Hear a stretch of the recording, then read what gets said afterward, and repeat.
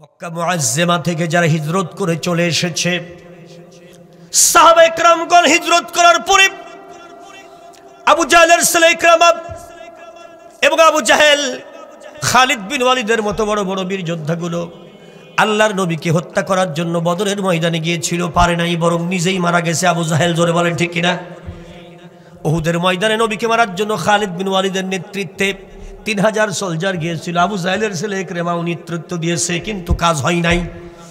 হযরতে আলী যখন তাকবীরের ধ্বনি দিয়েছে, হযরতে আলীর তাকবীরের ধ্বনির আওয়াজে খালিদ বিন ওয়ালিদ পালিয়ে যেতে বাধ্য হয়েছে। ঠিক এমনই ভাবে রাসূল আকরাম সাল্লাল্লাহু আলাইহি ওয়াসাল্লাম, আল্লাহ রাব্বুল আলামিনের নবীকে তারা হেফাজত করেছে, কাফেররা পালিয়ে যেতে বাধ্য হয়েছে। জোরে জোরে বলেন সুবহানাল্লাহ। খুব খেয়াল করতে হবে আপনাদেরকে। রাসূল পাক সাল্লাল্লাহু আলাইহি ওয়াসাল্লামের একজন জলিল কদর সাহাবা, তাকে তারা ধরেছে, ধরে জবাই করেছে। অপরাধ একটা, কালমা পড়েছে লা ইলাহা ইল্লাল্লাহু মুহাম্মাদুর রাসূলুল্লাহ। জোরে করে আল্লাহু আকবার। অপরাধ একটাই যে সে কালমা পড়েছে, এই কালেমা পড়ার অপরাধে সে মুসলমান হয়েছে। এই অপরাধের জন্য সমস্ত সাহাবারা নবী সাল্লাল্লাহু আলাইহি ওয়াসাল্লাম সহ মোটামুটি সবাই চলে গেছে হিজরত করে মদিনায়। এই সাহাবাকে ওরা একা পেয়েছে মক্কায়। গরিব মানুষ, পরের বাড়ি কামলা দিয়ে খায়, দিন আনলে দিন খায়, না পাইলে খায় না, একটার বেশি জামা নাই, থাকার একটা জায়গাও নাই, এইরকম একজন গরিব সাহাবা। আর একবার বলেন আল্লাহু আকবার। এই সাহাবা আল্লাহর বান্দা, যখন তিনি শহীদ হয়ে যাবেন তার পূর্বে আল্লাহ রাব্বুল আলামিনের দরবারে ফরিয়াদ করলেন, আল্লাহ আমার জীবনের দুইটা তোমার কাছে চাওয়া, দোয়া করি আমি তোমার কাছে। জায়নামাজে দাঁড়াইয়া 2 রাকাত নামাজ পড়ার জন্য অনুমতি চাইলেন। তোমরা আমাকে মেরে ফেলবে ভালো কথা, কিন্তু আমার আল্লাহকে 4টা সেজদা দিয়া 2টা রাকাত নামাজ পড়বো, আমি একটু সময় দাও। সবাই বলল ঠিক আছে দিলাম। কোন অপরাধে তোমরা আমাকে মেরে ফেলবে? বলে অপরাধ একটাই, তুমি মুসলমান হয়েছে কেন? মুহাম্মদের কালেমা ত্যাগ করো, তাইলে তোমাকে ছেড়ে দেব। তিনি বললেন আমি জীবন দেব কিন্তু ঈমান দেব না, এই জীবনের চাইতে আমার ঈমানের দাম বেশি। জোরে বলেন সুবহানাল্লাহ। আল্লাহ রাব্বুল আলামিনের বান্দা বললেন আমার জীবনের শেষ আকুতি আমি আল্লাহর কাছে 2 রাকাত নামাজ আদায় করব। বলে ঠিক আছে পড়ো তোমার নামাজে। 2 রাকাত নামাজে তুমি আর কি করবা? এই 10 মিনিটের দোয়াই তুমি কি করবা? আজকে পরীক্ষা হবে, তোর আল্লাহর ক্ষমতা বেশি না, তোর দোয়ার ক্ষমতা বেশি না, আমাদের ক্ষমতা বেশি। জোরে কর আল্লাহু আকবার। আল্লাহর বান্দা মুস্কি একটা হাসি দিয়ে বললেন, আমি যে আল্লাহকে ডাকি সে আল্লাহর ক্ষমতা সম্পর্কে তোমাদের ধারণা নাই, এজন্যই তোমরা এমন কথা বলতেছো। যে আল্লাহ সব কিছুর মালিক, আমি সেই আল্লাহর ইবাদত করি। আর একবার বলেন সব কিছুর মালিক কে? জোরসে বলেন, আরো জোরে। জোর হলো না? আমার মাওলা বলেন সূরাতুল মুলকের 1 থেকে 5 নম্বর আয়াত, তাবারাকাল্লাযী বিয়াদিহিল মুলক ওয়া হুয়া আলা কুল্লি শাইইন কাদির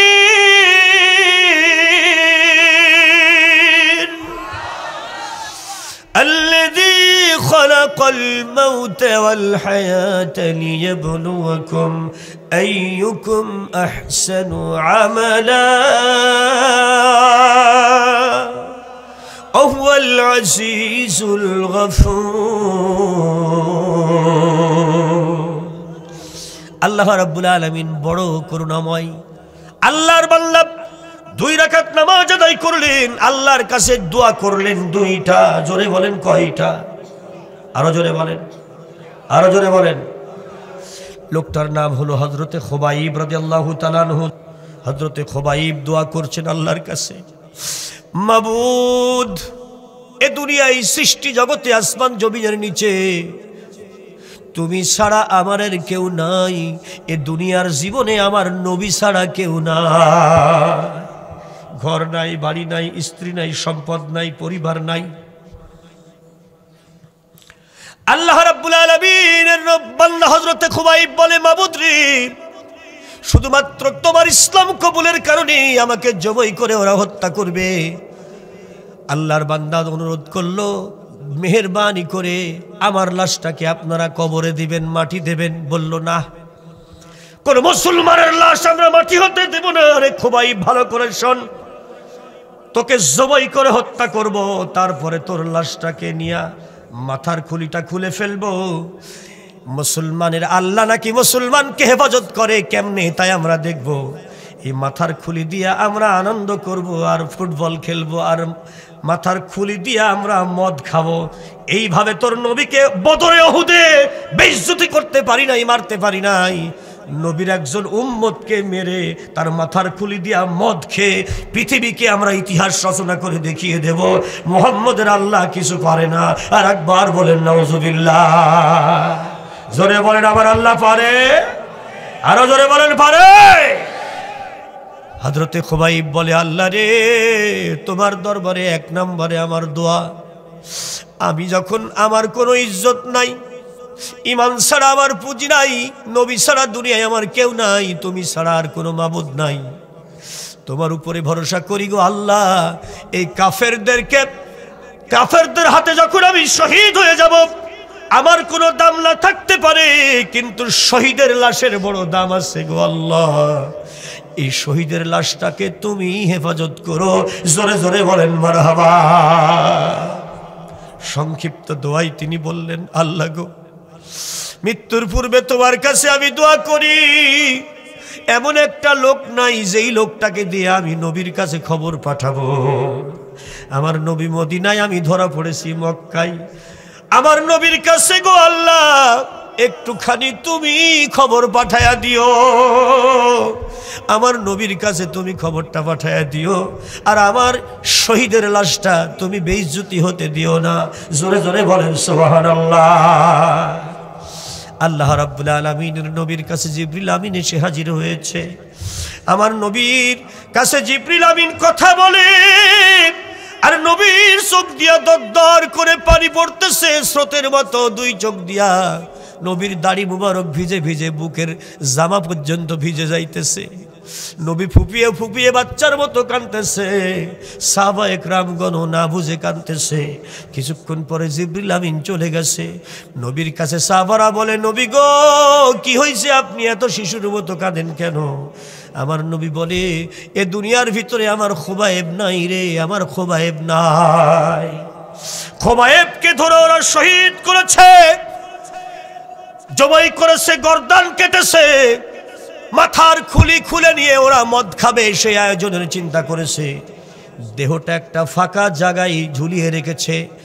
ইসলামের নবীর কালেমা পড়লে তার পরিণতি কি হবে সেইটা দেশের মানুষকে দেখাবার জন্য আল্লাহর নবীর এই সাহাবার লাশটা ফাঁকা জায়গায় মক্কা শহরের পাশে ঝুলিয়ে রাখা হয়েছে। আল্লাহর বান্দা শহীদ হওয়ার পূর্বে দুইটা দোয়া করেছে। এক নাম্বার দোয়া, শহীদের লাশটাকে বেইজ্জতি হতে দেওয়া যাবে না, তার কবর হতে হবে। জোরে করে আল্লাহু আকবার। কাফেররা ওই লাশের উপর দিয়ে ঘোড়া দাবড়াইয়া লাশটাকে মাটির সাথে মিলিয়ে দেবে, কবর হতে দেবে না, বালুর সাথে মিশিয়ে দেবে, আর ওর মাথার খুলি খুলে তা দিয়া ওরা মদ পান করবে। এইভাবে ইসলামের বেইজ্জতি তারা করতে চায়। আল্লাহর নবী বলে, রে মদিনার মসজিদে যত সাহাবা রয়েছে, আমার খুবাইবের ইমানের যে মজবুতি ছিল, জীবন দিয়েছে তবু কাফেরদের কাছে মাথা নত করে নাই, জীবনটা দিয়েছে, শহীদ হয়ে গেছে। আমার আল্লাহ তার জন্য সম্মানের বার্তা পাঠিয়েছে। জোরে জোরে বলেন সুবহানাল্লাহ। মৃত্যুর আগে তার তেমন কোনো দাম ছিল না, নামও ছিল না, দামও ছিল না, কিন্তু তার জন্য স্পেশালভাবে আল্লাহর ফেরেশতাদের সর্দার জিবরিল আমিন স্বয়ং নবীর কাছে এসেছে। নবী গো, সাহাবাদের মধ্যে কাউকে পাঠায় দেন, ওই শহীদের লাশটা ঝুলানো আছে, সেখান থেকে নিয়ে আসার জন্য। কাফেররা আনতে দেবে না, আপনি যাকে দিয়ে নিয়ে আসেন, বাকি কাজ আমার আল্লাহ করবে। জোরে বলেন সুবহানাল্লাহ। ঘোষণা কার? বাকি কাজ কে করবে? আরো জোরে বলেন। আল্লাহ রাব্বুল আলামিন নবী তাৎক্ষণিকভাবে চিৎকার করে ডাকলেন, কে আছো মদিনার মসজিদে? কে আছো আমার সাহাবা? আমার খুবাইবের লাশটা আনতে হবে। জোরে করে আল্লাহু আকবার। কারোর বলা লাগে নাই, হযরতে আলী সবার আগে লাফ দিয়ে দাঁড়ায় গেছে। জোরে কর সুবহানাল্লাহ। দাঁড়াইলো কে? জোরে বলেন, আরো জোরে বলেন। হযরতে আলী দাঁড়িয়ে গেছে, লাব্বাইকা সাদাইক ইয়া রাসূলুল্লাহ, আপনার গোলাম আপনার আলী রেডি আছে, অনুমতি দেন। আল্লাহ রাসূল বললেন, আলী রে, আমি মনে মনে তোমার কথাই চিন্তা করছিলাম। জোরে কর সুবহানাল্লাহ। যে আলী একাই একটা সেনাবাহিনীকে পরাজিত করতে পারে, সেই আলী কেবল পারবে মক্কার সব কাফেরদের মধ্য থেকে আমার খুবাইবের লাশটাকে নিয়ে আসতে। আর একবার বলেন আল্লাহু আকবার। হযরত আলী নবীর ইশারা পেয়ে দ্রুত গতিতে মসজিদ ছাড়লেন, ঘোড়ার পিঠে লাফ দিয়ে উঠলেন। রাসূল পাক সাল্লাল্লাহু আলাইহি ওয়াসাল্লামের আরেকজন সাহাবাও বললেন, ইয়া রাসূলুল্লাহ, আমিও চাই, অনুমতি দেন আলীর সাথে যাওয়ার জন্য। তার নাম হযরত মিকদাদ রাদিয়াল্লাহু তাআলা আনহু। আরেকবার বলেন সাহাবাটার নাম কি? হযরত মিকদাদ। হযরত মিকদাদ ছুটল আলীর পিছনে। মিকদাদ নিজে বর্ণনা করে, সহিহ বুখারীর বর্ণনা, আমি জীবনের সর্বশক্তি দিয়া মাত্র 1 মিনিট পরে ঘোড়ার পিঠে সওয়ারি হইলাম, কিন্তু মক্কা থেকে মদিনা পর্যন্ত 380 কিলোমিটার রাস্তা, 270 মাইল রাস্তার ভিতরে, মাইলের হিসাবে 270 মাইল, এই হিসাবে রাস্তার ভিতরে হযরতে আলীর 1 মিনিট আগে রওনা দিয়ে হযরতে আলীকে মক্কা পর্যন্ত ধরতে পারলাম না, আলী আগেই পৌঁছায়া গেল। শহীদের লাশের কাছে গিয়া দেখে 100 জন খোলা তরবারি নিয়ে গোল হইয়া লাশ পাহারা দিতেছে, কোনো মুসলমানকে এই শহীদের লাশ নিতে দেবে না। হযরতে আলী একটু দূরে দাঁড়াইলেন, মিকদাদ অতি দ্রুত গতিতে ঘোড়ার থেকে নেমে আলীর পাশে দাঁড়াইলেন। হযরতে মিকদাদ দোয়া করে আল্লাহ, হযরতে আলীও দোয়া করে আল্লাহ, তোমার দরবারে ফরিয়াদ জানাই, ইমানদার মুমিন বিপদে পড়েছে, তার শহীদের ওই লাশটাকে বেইজ্জতি হতে দেব না, এজন্যই নবী আমাদের পাঠিয়েছে রহমাতাল লিল আলামিন, সাহায্য দাও গো রব্বুল আলামিন। জোরে বলেন সুবহানাল্লাহ। 2 জন আল্লাহর নবীর সাহাবা যখন দোয়া করেছে, মুহূর্তের মধ্যে একটা ঠান্ডা আবহাওয়া, একটা ছোট্ট একটা মেঘ নেমে আসলো, ঠান্ডা একটা আবহাওয়া, ঘনীভূত একটা ঠান্ডা বাতাস, রিহাম বারিদা, তাফসিরে বর্ণনা রয়েছে, ঠান্ডা একটা বাতাস যখন এসে গেল, 100 জন কাফের ওই বাতাসে ঠান্ডার মধ্যে 1 মিনিটের ভিতরে ঠান্ডায় তারা ঘুম এসে গেল, হাতের তরবারি মাটিতে ফেলে দিল। আর একবার বলেন সুবহানাল্লাহ। ঘুম দেয় কে? জোরসে বলেন, আরো জোরে। ঘুম দেয় না কে?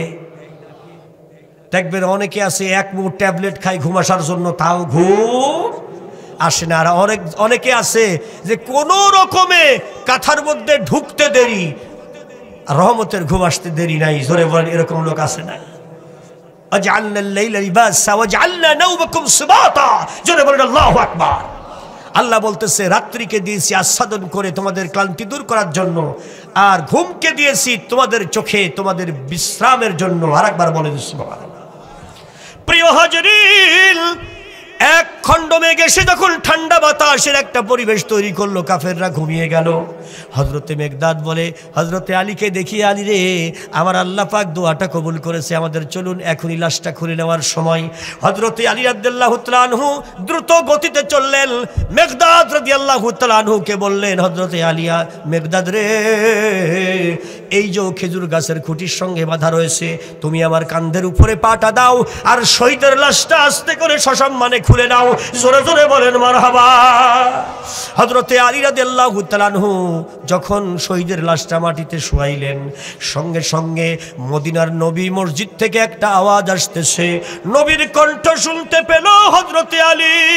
নবী আমার বলতেছে, আলী রে, শহীদের পবিত্র দেহটা তোমার সিনার সঙ্গে বেঁধে না।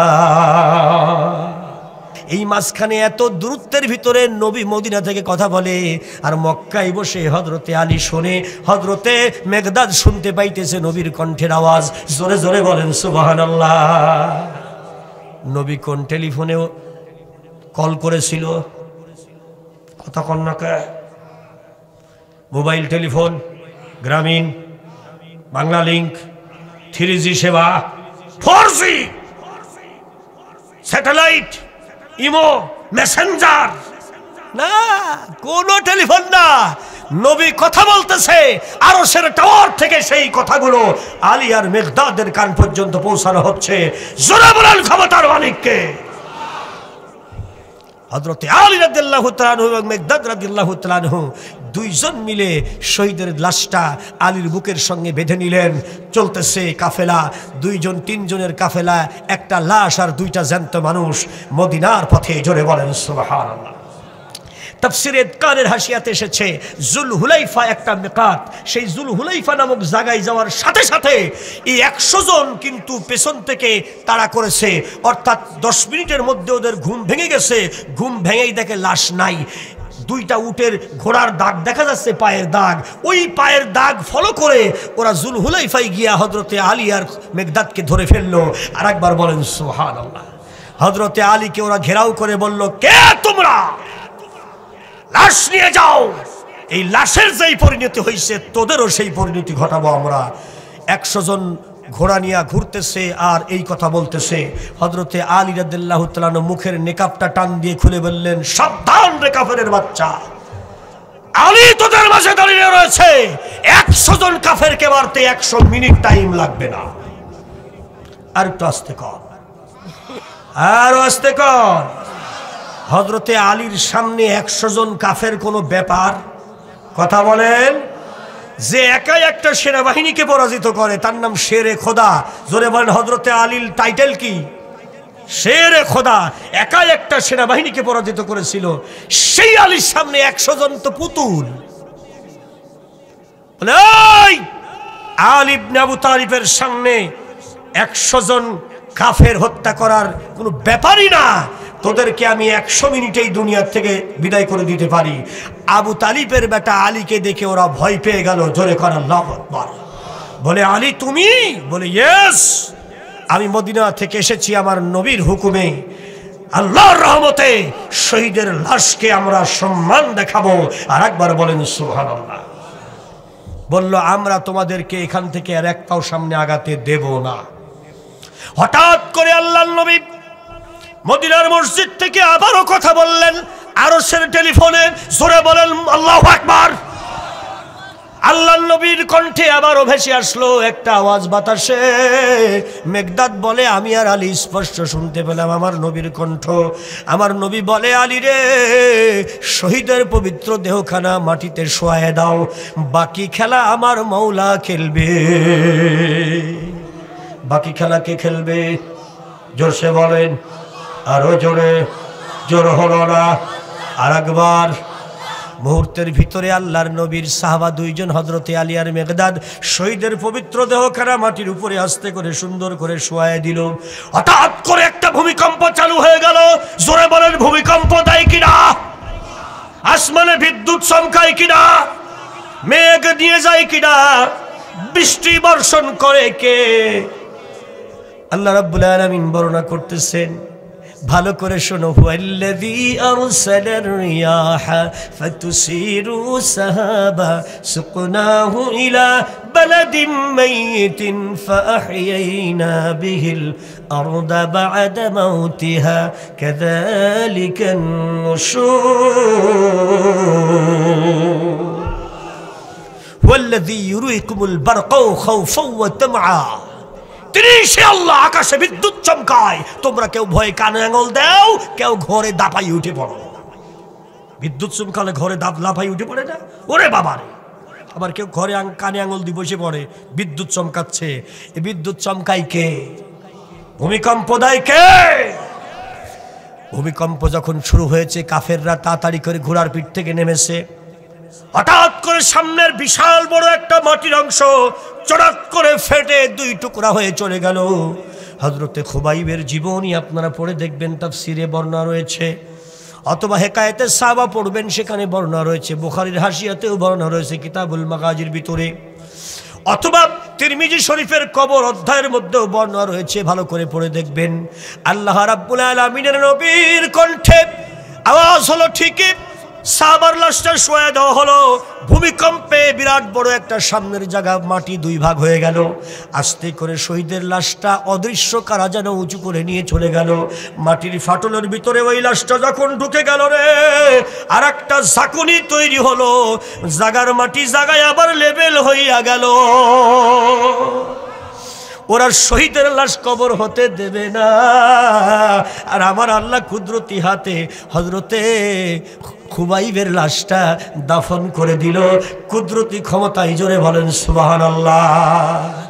এ দৃশ্য দেখার সঙ্গে সঙ্গে 100 জন কাফেরের 30 জন ওই জায়গায় অজ্ঞান। আর একবার বলেন আল্লাহু আকবার। আর যে 70 জন বাকি ছিল ওরা কালমা পড়ল, লা ইলাহা ইল্লাল্লাহু মুহাম্মাদুর রাসূলুল্লাহ, লা ইলাহা, জোরে লা ইলাহা ইল্লাল্লাহ বলো, লা ইলাহা ইল্লাল্লাহু, লা ইলাহা মুহাম্মাদুর রাসূলুল্লাহ, আল্লাহুম্মা সাল্লি আলা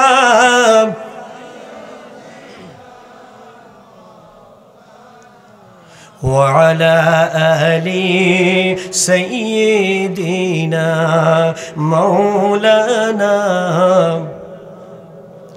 আল্লাহ তাআলা হাউজে কৌসর দিলেন যারে, ফিরিস্তারা সালাম জানাই যার তরে, এলো মুহাম্মদ মুস্তাফা আমিনার ঘরে। আল্লাহুম্মা সাল্লি আলা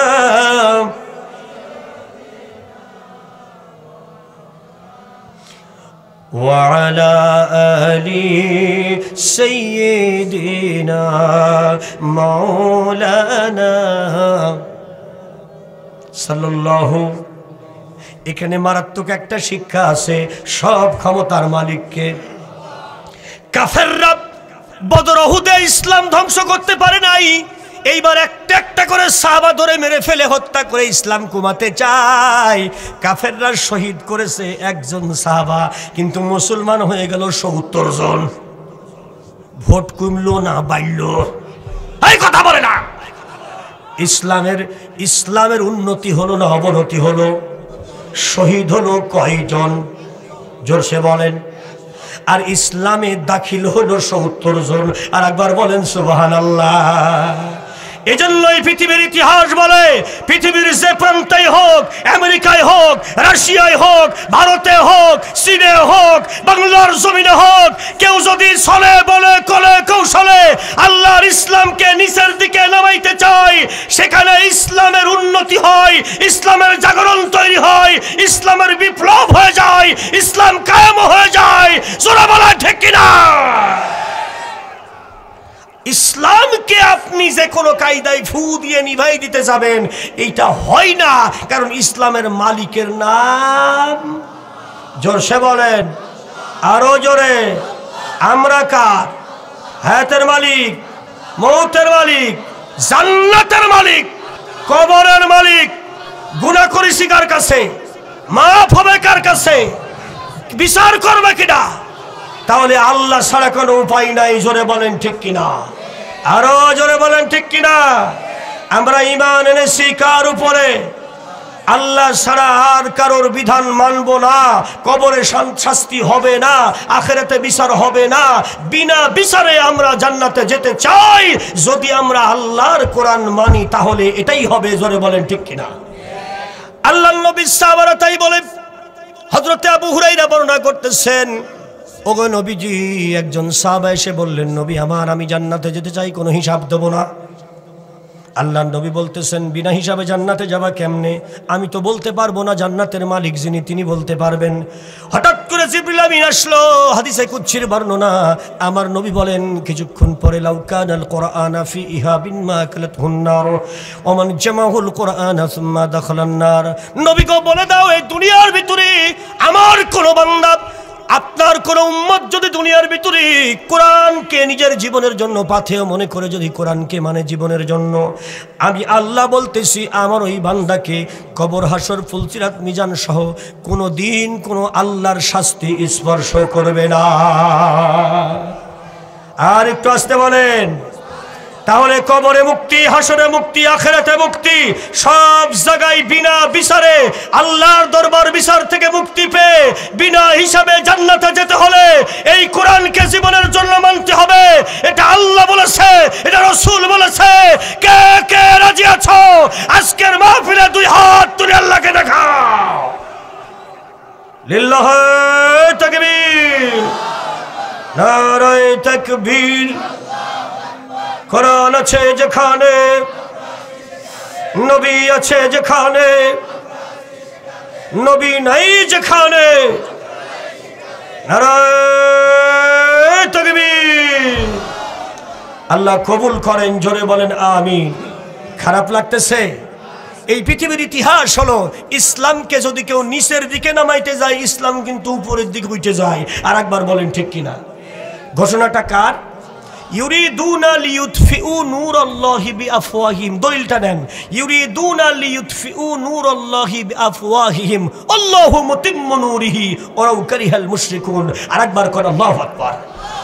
আল্লাহ পাক বলতেছেন ইউরিদুনা লিইউতফিউ নূরাল্লাহ। কেউ যদি আল্লাহর আলো, আল্লাহর ইসলাম, আল্লাহর দ্বীন, আল্লাহর কোরআনকে ফু দিয়ে নিভিয়ে দিতে চায়, আল্লাহ বলছে যে জায়গায় নিবানোর চেষ্টা হবে আল্লাহু মুতিম্মু নূরিহি, ওই জায়গায় আমি ইসলাম কায়েম করে ফেলবো।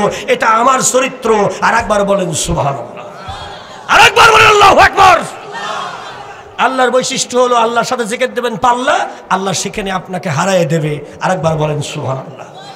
আল্লাহ হারে না, আল্লাহ সবসময় জেতে। এটা আল্লাহর চরিত্র। কারণ আল্লাহ হলেন সব ক্ষমতার মালিক। না একক মালিক? কথা কয় না। মালিক না একক মালিক? মালিক বলতে বোঝা যায় ওর সাথে আরো মেলা লোকজন আছে। এই জন্য বলা হচ্ছে লা ইলাহা ইল্লাল্লাহ। আল্লাহ ছাড়া কোনো মাবুদ নাই। There is no God without Allah. এই জন্য বলা হচ্ছে কুল হুয়াল্লাহু আহাদ। ওয়াহিদ বলা হয়নি। ওয়াহিদের পরে আসে ইসনা, সালাসা, রুবা, আরবা, খামসা, কত কিছু আসে। কিন্তু যদি বলা হয় আল্লাহু আহাদ, অদ্বিতীয়, আরেকবার বলেন সুবহানাল্লাহ।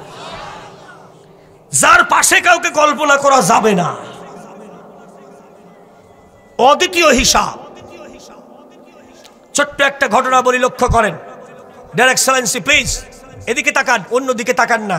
আশেপাশে বহু কিছুই ঘটতে পারে, কারণ যে তথ্যমূলক আলোচনা হচ্ছে এখানে শয়তান ডিস্টার্ব করতেই পারে, কিন্তু শয়তানকে সুযোগ দেওয়া, এদিকে নজর করতে হবে, খুব খেয়াল করতে হবে। বর্তমান আধুনিক পৃথিবীতে 1988 সালের একটা ঘটনা বলি, লক্ষ্য করেন। ডক্টর এইসার্ট নামক একজন আল্লাহর বান্দা একটা বই লিখেছেন। তিনি খ্রিস্টান, নাম তার ডক্টর এইসার্ট। বই লিখেছেন দ্য 100। বইটার নাম কি? 100। এই 100 বইয়ে গোটা পৃথিবীর সর্বশ্রেষ্ঠ মহামানব হিসাবে একজনের নাম তিনি সবার উপরে লিখেছেন। তার নাম মুহাম্মাদুর রাসূলুল্লাহ। সবার উপরে নামটা লেখার পরে মাঝখানে একটা গ্যাপ দিয়েছেন। তারপরে দ্বিতীয়, তৃতীয়, চতুর্থ, পঞ্চম, ষষ্ঠ, সপ্তম, ষষ্ঠ, সপ্তম, 7 নম্বরে হযরতে ঈসার নাম, তার নিজের নবীর নাম লেখছে। আর একবার বলেন সুবহানাল্লাহ। এই বইটা বিশ্ববাজারে গিনেস রেকর্ড করেছে, সবচাইতে বেশি বিক্রি হয়েছে। আর একবার বলেন সুবহানাল্লাহ। কয়েক ট্রিলিয়ন ডলার বিক্রি হয়েছে। এখনো বইটা আপনারা বাজারে পাবেন। 1988 সালে ক্যালিফোর্নিয়া ইউনিভার্সিটিতে উনি যখন একটা কাজের জন্য গেলেন এবং একটা সেমিনারে আলোচনা করার জন্য, সেখানকার সুশিক্ষিত কিছু খ্রিস্টানেরা জানার জন্য যে তুমি কেন লিখলে মোহাম্মদের নাম সবার উপরে, যেই মোহাম্মদ ইসলামের নবী, যেই মোহাম্মদ এক আল্লাহর বাণী গোটা পৃথিবীতে প্রচার করে, সেই মোহাম্মদের পক্ষে তুমি চলে গেলে নিজে খ্রিস্টান হয়ে, খ্রিস্টানের বাচ্চা হয়ে, খ্রিস্টানের বাপ খ্রিস্টান, মা খ্রিস্টান, দাদা খ্রিস্টান, নানা খ্রিস্টান, 14 গোষ্ঠী খ্রিস্টান। তুমি ক্যাথলিক একজন খ্রিস্টান হওয়ার পরেও তুমি এই কাজটা কেন করলে? এতে তো ইসলামের সম্মান বেড়ে গেল আর খ্রিস্টানদের ইজ্জত কমে গেল। লক্ষ লক্ষ খ্রিস্টানরা প্রতি বছর মুসলমান হচ্ছে তোমার এই বই পড়ে। জোরে বলবেন না সুবহানাল্লাহ? লক্ষ লক্ষ খ্রিস্টান নিজের ধর্ম ত্যাগ করে মুসলমান হয়ে যাচ্ছে। আর একবার বললেন আল্লাহু আকবার। খবর পেয়ে ক্যালিফোর্নিয়ার গভর্নর, তদানীন্তন সময় ছিল সোয়াজনেগার, দিয়াগো সোয়াজনেগার ছিল সেই সময়ের গভর্নর। আরেকবার বলেন আল্লাহু আকবার। দিয়াগো সোয়াজনেগার তার স্পেশাল ফোর্স পাঠাইলো, ডক্টর এইসার্টকে অ্যারেস্ট করো এবং ওই হল রুমের মধ্যেই বন্দি করো। তার কাছ থেকে আমরা জবাবদিহি না নিয়ে ছাড়বো না, কারণ সে যা করেছে তাতে খ্রিস্টান পাদ্রীদের নাক কাটা গেছে আর মুসলমান ইমাম হুজুরদের বড় সুবিধা হয়ে গেছে। আর একবার বলেন সুবহানাল্লাহ। কারণ হুজুরের ওয়াজ করার পয়েন্ট পাই গেছে আর পাদ্রীদের মুখ বন্ধ হয়ে গেছে, অতএব ওকে ওই জায়গায় বন্দি করো। সঙ্গে সঙ্গে স্পেশাল ফোর্স এসে দিয়াগো সোয়াজনেগারের হুকুমে, ক্যালিফোর্নিয়ার গভর্নরের নির্দেশে ডক্টর এইসার্টকে আটকানো হলো। তিনি বললেন, কেন আমাকে অ্যারেস্ট করা হচ্ছে? আমি জানতে চাই, আমি নাগরিক হিসাবে জানতে চাই, আমার হাতে হ্যান্ডকাপ কেন পরানো হলো? তখন তিনি প্রশ্ন করলেন, প্রশাসনের পক্ষ থেকে বলা হলো, অর্ডার করেছে আমাদেরকে, ক্যালিফোর্নিয়ার গভর্নরের অর্ডার, তোমাকে অ্যারেস্ট করতে হবে। গভর্নর গাড়ি নিয়ে হাজির, এসে বলতেছে, why are you write in your book the top of the list the name of prophet Muhammad? I want to answer of this question. জানতে চাই তোমার কাছে একটি প্রশ্নের উত্তর, কেন তুমি মুহাম্মদের নাম সবার উপরে লিখেছো? Are you not Christian? Your father mother is not Christian, your Islam is not Christianity. কেন তুমি লিখেছো? তোমার বাপ মাকে খ্রিস্টান না, তোমার ধর্মকে খ্রিস্টান ধর্ম নয়, তাহলে মুহাম্মদকে তুমি 1 নম্বরে কেন লিখলে আর নিজের নবী ঈসা নবীর নাম 7 নম্বরে লিখলে? এই প্রশ্নের উত্তর আজকে তোমাকে দেওয়া লাগবে। তুমি আমাদের ধর্মকে বেইজ্জতি করেছো, খ্রিস্টান ধর্মের মুখে চুনকালি দিছো, অতএব তোমাকে আমরা ছাড়বো না। আরেকবার বলেন আল্লাহু আকবার। দিয়াগো সোয়াজনেগার যখন এই কথা বলল, ডক্টর এইসার্ট বলল, দেয়ার এক্সেলেন্সি গভর্নর, আপনাকে সম্মানের সঙ্গে আমি বলতে চাই, যে অপরাধের কারণে, যে প্রশ্নের কারণে, যে কথার কারণে আপনি আমাকে অ্যারেস্ট করেছেন, আমি প্রশ্নের উত্তর দিতে চাই, কিন্তু উত্তর নেবে কিনা? তখন না, আমি তো প্রশ্নের উত্তর দিতেই চাই, কিন্তু এ প্রশ্নের উত্তর নেবে কে? নেওয়ার মতো তো লোক থাকতে হবে। সবাই বলছে, হোয়াট ইজ দ্য কজ? কারণটা কি? তুমি কি বলতে চাও? তখন তিনি বলতেছেন, dear excellency, you have no knowledge about the holy Quran, holy book. ধর্মীয় কিতাব সম্পর্কে আপনার তো কোনো জ্ঞান নাই। আমি তো ধর্মীয় কিতাব সম্পর্কে লেখাপড়া করেছি, আমার জ্ঞান আছে। আমার প্রশ্নের উত্তর নিতে হলে ধর্মীয় লোক লাগবে। বলল, ফাদারদেরকে ডেকে নিয়ে এসো। ক্যালিফোর্নিয়ার গভর্নরের নির্দেশে সবচাইতে বড় গির্জার পাদ্রী যারা ছিল তাদেরকে ডেকে আনা হলো হল রুমে। বলল, এদের সঙ্গে তোমার মোকাবেলা করতে হবে। ডক্টর এইসার্ট বললেন, অবশ্যই, কেন না? পাদ্রীরা বলল যে, সি, তোমাকে ধিক্কার জানাই, তুমি মুহাম্মদের ধর্ম মনে মনে গ্রহণ করেছো, মুহাম্মদকে সম্মান দিয়েছো সবার উপরে, আর নিজের নবী ঈসা নবীর নাম লিখছো 7 নম্বরে। তুমি এমন কাজ করলে, বাপমার ধর্মের উপরে তুমি চুনকালি লাগাইলা, এই কাজটা তুমি চরমতম অপরাধ করেছো। হযরতে আল্লাহর বান্দা ডক্টর এইসার্ট বলতেছে, হে পাদ্রী বাবারা, hello my dear father, are you not read your book the holy Bible? আপনি কি বাইবেল বই পড়ে দেখেন নাই? নিজের কিতাবটা ভালো করে পড়ে দেখেন নাই? নিজের কিতাবটা যদি ভালো করে পড়তেন গো ফাদার, তাহলে আমি সত্য কথা বলেছি, ভালো কাজ করেছি না মিথ্যা করেছি, এইটা আপনি প্রমাণ পাইতেন। তখন পাদ্রীরা বলে, আমরা কেন বাইবেল পড়বো না? অবশ্যই পড়েছি। সঙ্গে সঙ্গে ডক্টর এইসার্ট বললেন, আপনি লক্ষ্য করুন, আপনার নতুন বাইবেলের সুসমাচার অধ্যায় দেখেন কি লেখা আছে। হযরতে ঈসা নবী তার উম্মতদেরকে দুনিয়া থেকে, মুহাম্মদ সাল্লাল্লাহু আলাইহি সাল্লাম যখন দুনিয়াতে আসেন নাই, তার 550 বছর আগে ঈসা নবী দুনিয়া থেকে চলে গেছে। যাওয়ার পূর্বে তিনি বাইবেলের সুসমাচার অধ্যায়ের মধ্যে সুন্দর করে বলে গেছেন 96 পৃষ্ঠার ভিতরে, I am very glad to tell you that you like to know you have done pretty well in your life. This is the constant news and great information. Oh, I'll never forget to restart you. If you want the peace your present life and paradise after death, you have to go the route of Prophet Muhammad, peace be upon him. He is coming within short time. He is coming within short time. He is coming within short time. My lifetime is short, but it is long, and I have to go within short time to meet the Almighty God. হযরত ঈসা নবী বলতেছে, ও আমার জাতির লোকেরা, অতি অল্প সময়ের ভিতরে পৃথিবী ছেড়ে আমি চলে যাব, আমার হাতে সময় নাই। তবে তোমাদেরকে একটা খুশির খবর বলি, আমার পরে দুনিয়ার মধ্যে মুহাম্মদ সাল্লাল্লাহু আলাইহি সাল্লাম এসে যাবে।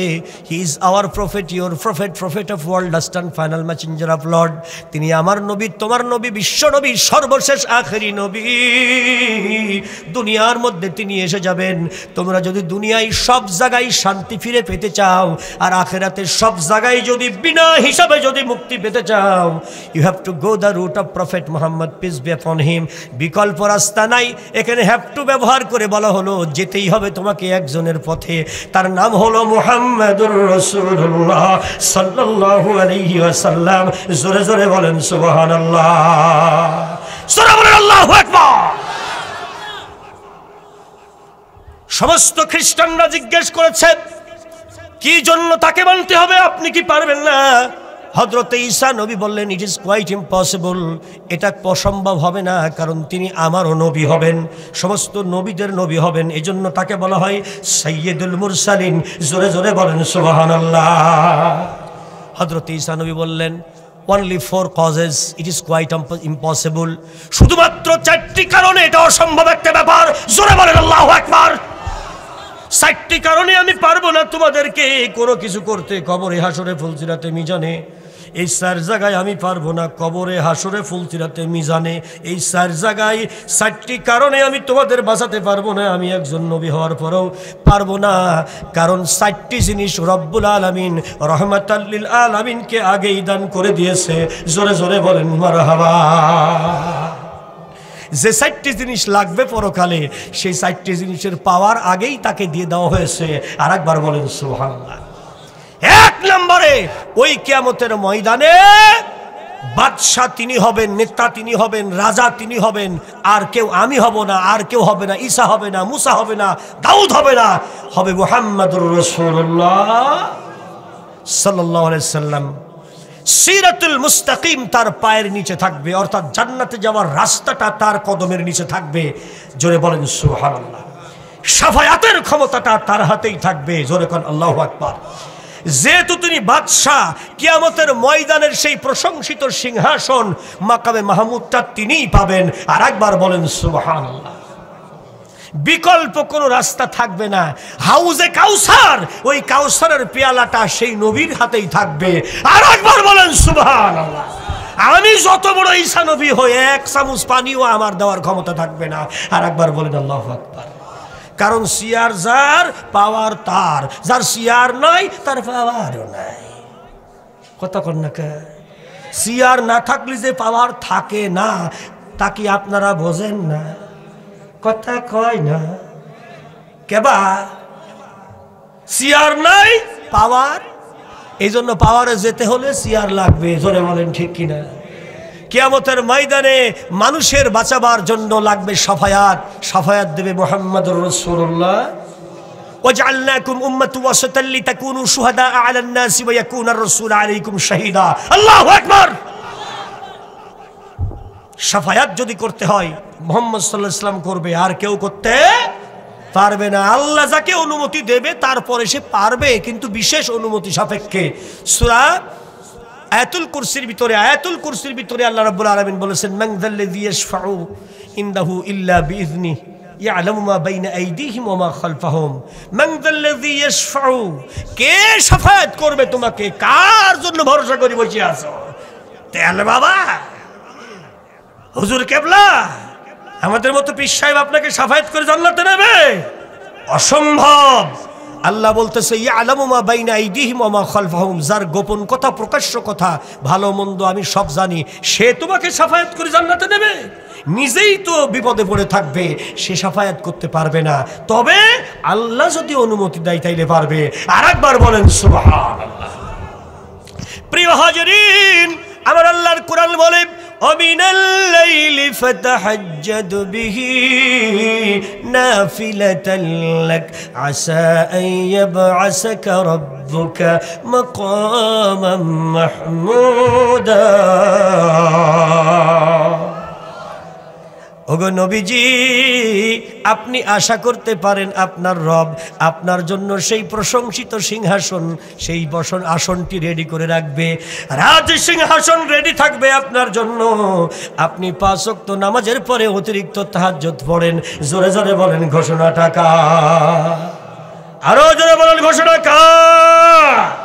সিরাতুল মুস্তাকিম থাকবে আমার নবীর পায়ের নিচে। এই 4টি কারণে আল্লাহ পাক বর্ণনা করেছেন ইয়াসিনুল কোরআনিল হাকিম, ইন্নাকা লামিনাল মুরসালিনা আলা সিরাতিম মুস্তাকিম। ইন্নাকা, নিশ্চয় আপনি, নবীকে বলছে লামিনাল মুরসালিন, আমার সমস্ত রসুল নবীদের একজন, নবীদের নবী আপনি। লামিনাল মুরসালিন, এখানে লামে তাকিদ এবং ইন্না তাকিদ দুইটা দেওয়া হয়েছে, যেহেতু তিনি নবীদের নবী। জোরে বলেন সুবহানাল্লাহ। আলা সিরাতিম মুস্তাকিম, আপনাকে সিরাতুল মুস্তাকিম প্রতিষ্ঠিত করা হয়েছে। আর একবার বলবেন না মারহাবা। সূরা ইয়াসিন, জোরে বলেন কোন সূরা? আল্লাহ রাব্বুল আলামিনের নবী হযরত ঈসা আলাইহিস সালাম বাইবেলের ভিতরে বলতেছে সিরাতুল মুস্তাকিম আমার কাছে নাই, হাউজে কাউসার আমার কাছে নাই, শাফায়াতের ক্ষমতা আমার কাছে নাই, রাজ সিংহাসন আমার নাই, কি দিয়ে আমি তোমাদেরকে সাহায্য করব? বরং আমাদেরকেও সবাই ওই নবীর কাছে যাওয়া লাগবে সাহায্যের জন্য। এই জন্য মুহাম্মদুর রাসূলুল্লাহর কাছে তোমরা, দুনিয়ার মধ্যে আমার পরে ওই নবী যখন এসে যাবে দুনিয়াতে, তখন আমার পরে তোমাদের কাছে আমি বলে যাই ঈসা নবী, ওই মুহাম্মদকে মানবা, তাইলে দুনিয়াতে সব জায়গায় শান্তি পাবা, আখিরাতে সমস্ত জায়গায় বিনা হিসেবে জান্নাত পাবা। জোরে জোরে বলেন ঘোষণাটা কার? ডক্টর এই শার্ট বদলো পাদ্রী বাবা, বাইবেল বের করেন। বাবা আর বাইর করে না, ও বাবা বাইর করেন, পৃষ্ঠা খোলেন, খুলি দেখেন কি বলেছে। হযরত ঈসা নবী নিজে স্বীকার করতেছে হি ইজ আওয়ার প্রফেট, সে আমাদের নবী, মানে নবীদের নবী। জোরে বলেন সুবহানাল্লাহ। তে যিনি নবী নন, শুধু নবীদের নবী, সে কি 10 নম্বরে থাকবে না 1 নম্বরে থাকবে? কথা বলেন।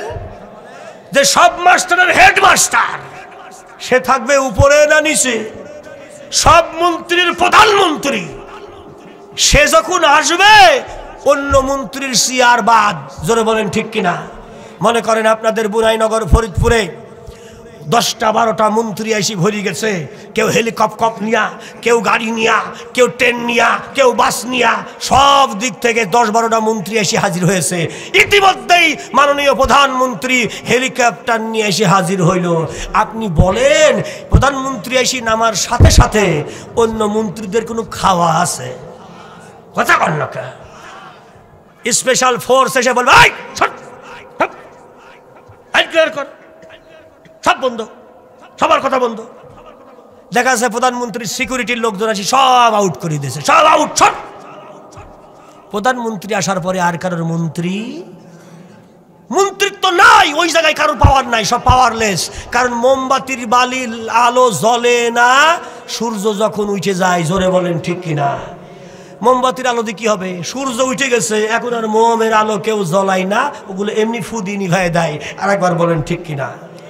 প্রিয় হাজিরিন, সবাইকে বাতিল করে দেওয়া হয় তখন বিশ্ব নবীর নবুয়তের দায়িত্ব এসে যায় যখন। এই জন্য কোরআন যখন এলো রে, এই দুনিয়ায় আলো মানুষ পেল রে, সঙ্গে সঙ্গে এই দুনিয়ায় সব ধর্ম বাতিল হলো। জোরে জোরে বলেন সুবহানাল্লাহ। আল্লাহর কোরআন তাই বলে কুল জাআল হক وجهق الباطل إن الباطل كان زهوقا। সব বাতিল হবে তখন, সত্য প্রতিষ্ঠিত হবে যখন। জোরে জোরে বলেন সুবহানাল্লাহ। প্রিয় হাজিরিন, আপনি যে দল করেন, আওয়ামী লীগ, বিএনপি, জাসদ, বাসদ, চরমনে, আটশোশী, তবলিগ, জামাত, সবার জন্য একটি নসিহত, ইন্নাহু আলা রাজইহি লাকাদির। সূরা তারিকের শেষের 6টি আয়াত আপনি পড়েন। আমার আল্লাহ বলতেছে, নিশ্চয় তোমাদের ভাগ্যে এমন একটি টাইম আসবে রে আল্লাহর বান্দা, তোমাকে আমার কাছে আমি ক্লোজ করে নেব। দুনিয়ার কোনো শক্তি তোমাকে বাঁচাইতে পারবে না। বউ বুক চাপড়ায় কানবে কিন্তু স্বামীর মউত ঠেকাতে পারবে না। সন্তান মাটিতে লুটায় কানবে কিন্তু আজরাইল ঠেকাইতে পারবে না। আর একবার বলেন পারবে নাকি? ডাক্তার, FRCS, MBBS সব যদি সামনে হাজির করেন, কোনো লাভ হবে না। ইয়াউমা তুবলাস সারাইর, সেই দিন তোমার সব গোপন কথা ফাঁস হয়ে যাবে, আমার সামনে রিপোর্ট পেশ হয়ে যাবে। ফামা লাহু মিন কুওয়াতি ওয়ালা নাসির, কেউ পারবে না তোমাকে সাহায্য করতে, দুনিয়ায় কোনো ক্ষমতা দিয়া তুমি বাঁচতে পারবে না। আমি তোমাকে আমার কাছে নিয়ে আসব, কারণ তোমাকে গড়েছি আমি, মানুষ করেছি আমি, খাওয়াইছি আমি, আলো দিয়েছি আমি, বাতাস দিয়েছি আমি, নিঃশ্বাস দিয়েছি আমি, চোখ দিয়েছি আমি, ঠোঁট দিয়েছি আমি, কান দিয়েছি আমি, হাত দিয়েছি আমি, জীবন দিয়েছি আমি। জোরে জোরে বলেন ঠিক কিনা? একটা একটা করে আয়াত বললে আপনারা বুঝতে পারবেন আমার আল্লাহ দাবি করতেছে, আলাম নাজআল লাহু আইনাইন,